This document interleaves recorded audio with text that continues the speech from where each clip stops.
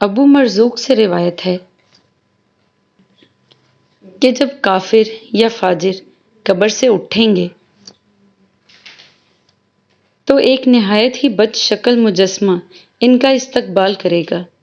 اس کے پاس سے سخت بدبو آتی ہوگی۔ وہ کافر پوچھے گا تو کون ہے؟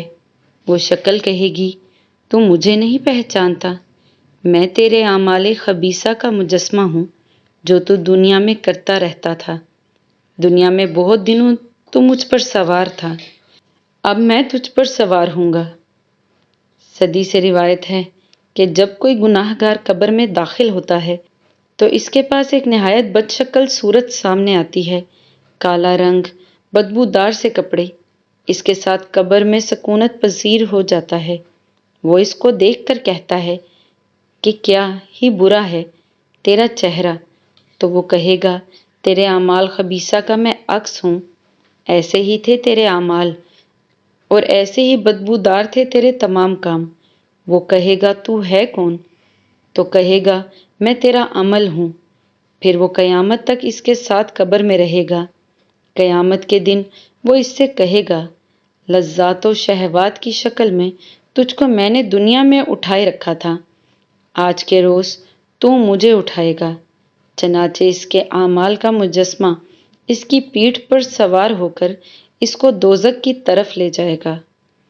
بعض بزرگوں سے روایت ہے کہ ایک شخص کی بہن فوت ہو گئی تو بوقت دفن ایک تھیلی جس میں رقم تھی اس کی قبر میں گر پڑی، جس کا کسی کو پتہ نہ چلا۔ جب لوگ واپس لوٹ گئے تو اسے اپنی تھیلی یاد آئی۔ جلدی سے وہ قبر کی طرف لوٹا اور اس کو اکھاڑا تو قبر میں آگ جلتی ہوئی نظر آئی۔ جلدی سے وہ قبر پر مٹی ڈال کر روتا ہوا واپس آیا اور اپنی ماں سے دریافت کیا کہ اماں مجھے بتا کہ میری بہن کون سا گناہ کرتی تھی؟ ماں نے کہا بات کیا ہے؟ اس نے کہا کہ اماں میں نے اس کی قبر میں آگ جلتی دیکھی ہے جو کہ شعلے مار رہی تھی۔ چنانچہ وہ رو پڑی اور کہا کہ وہ نماز میں سستی کرتی تھی اور بے وقت پڑھتی تھی۔ یہ تو حال ہے نماز میں سستی کرنے والوں کا، اور کیا حال ہوگا ان کا جو بالکل نماز پڑھتے ہی نہیں۔ دوستوں، اللہ تعالیٰ سے دعا ہے کہ ہمیں 5 وقت کا نمازی بنائے اور جہنم کے عذاب سے بچائے۔ آج کے لیے اتنا ہی۔ اگر آپ کو ویڈیو اچھی لگے تو اسے لائک اور شیئر ضرور کریں اور چینل کو سبسکرائب کرنا نہ بھولیں۔